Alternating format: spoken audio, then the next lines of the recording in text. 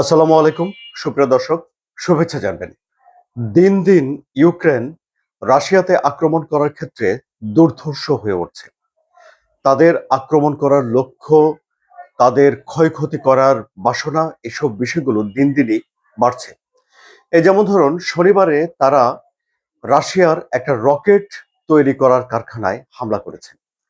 এটি যেন তেন রকেট তৈরি করার কারখানা নয়, এটি রাশিয়ার মহাকাশ গবেষণা কেন্দ্র রসকসমসের সঙ্গে কাজ করে, তার অধীনে থাকে। সুতরাং রাশিয়ার মহাকাশ গবেষণা কেন্দ্রটাকেও তাহলে ইউক্রেন লক্ষ্যবস্তু করছে।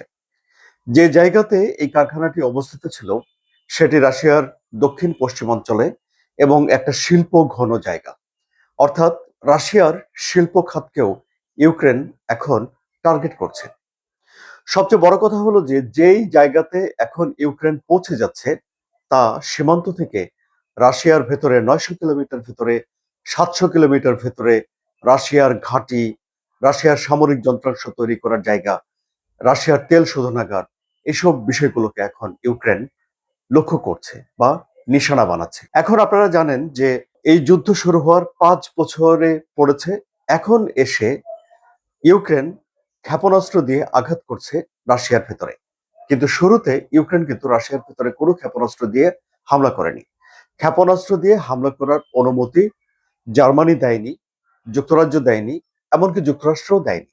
কারণ তারা তখন আশা করেছিলেন, আমি যুদ্ধের শুরুর কথা বলছি, ২০২২ সালে যুদ্ধ শুরু হয়ে যাওয়ার পর তারা তখন নেতারা ভাবছিলেন যে যদি এই অনুমতি তারা দেন, তাদের ক্ষেপণাস্ত্র ব্যবহার করে যদি ইউক্রেন রাশিয়ার ভেতরে হামলা করে, তাহলে এই যুদ্ধটা ছড়িয়ে পড়তে পারে। আর এই যুদ্ধ যদি ছড়িয়ে পড়ে তাহলে নিজেদের ভোটারদের কাছে তো জবাবদিহি করতে হবে। যুক্তরাষ্ট্র এই যুদ্ধে জড়িয়ে পড়তে চায়নি, জার্মানি এই যুদ্ধে জড়িয়ে পড়তে চায়নি, এখনো ইউরোপ এই যুদ্ধে জড়িয়ে পড়তে চায় না, এখনো যুক্তরাষ্ট্র এই যুদ্ধে জড়িয়ে পড়তে চায় না। কিন্তু তারপরেও ইউক্রেন কিন্তু বসে থাকেনি। ইউক্রেন ক্ষেপণাস্ত্র দিয়ে রাশিয়ার ভেতরে হামলা করছে। ভ্লাদিমির পুতিন ঘোষণা দিয়ে রেখেছিলেন যে যে দেশের তৈরি করা ক্ষেপণাস্ত্র দিয়ে রাশিয়ার গভীরে হামলা করবে ইউক্রেন, সেই দেশ রাশিয়ার জন্য আক্রমণের একটা বৈধ লক্ষ্যবস্তু হবে।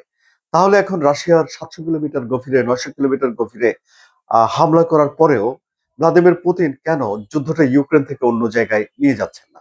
কারণ হলো যে জেলেনস্কি দাবি করছেন এখন যেসব ক্ষেপণাস্ত্র দিয়ে তিনি হামলা করছেন রাশিয়ার গভীরে, সেগুলো তাদের নিজেদের তৈরি করা ক্ষেপণাস্ত্র। তার একটা নামও দিয়েছেন তিনি, ফ্ল্যামিঙ্গো বা এরকম একটা কিছু। অর্থাৎ যুক্তরাজ্যের দেয়া বা যুক্তরাষ্ট্রের দেয়া বা জার্মানির কাছ থেকে সংগ্রহ করা ক্ষেপণাস্ত্র দিয়ে রাশিয়ার ভিতরে যে আঘাত করছে ইউক্রেন তা নয়। ইউক্রেন বলছে তারা নিজেদের প্রযুক্তিতে তৈরি নিজস্ব স্থানীয় মিসাইল দিয়ে আক্রমণ করছে। সুতরাং রাশিয়াকে আক্রমণ করতে হলে ইউক্রেনকেই আক্রমণ করতে হবে। অর্থাৎ ইউক্রেনও এই যুদ্ধটাকে ইউরোপের ভেতরে বা ন্যাটোর ভেতরে বা যুক্তরাষ্ট্রের সঙ্গে ছড়িয়ে দিতে চাচ্ছে না। এটি তাদের অবস্থান থেকে বোঝা যাচ্ছে।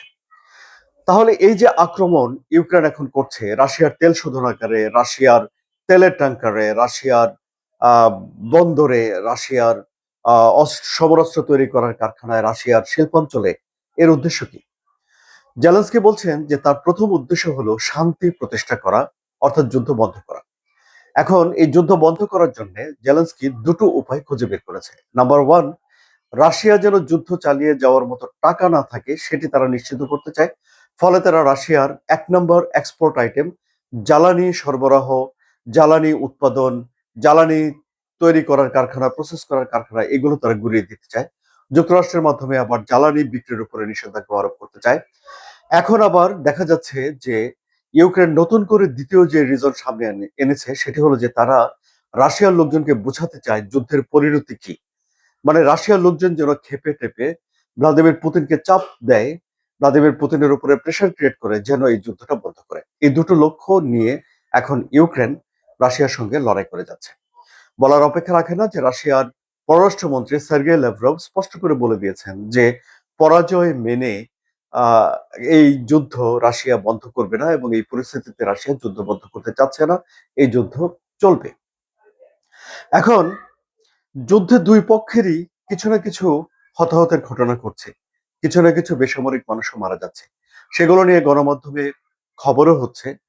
কিন্তু সত্যিকার অর্থে কি রাশিয়া এত বড় একটা দেশ, জেলেনস্কি কি রাশিয়ার ভেতরে হামলা করে সে দেশের নাগরিকদেরকে খেপিয়ে তুলতে পারবেন?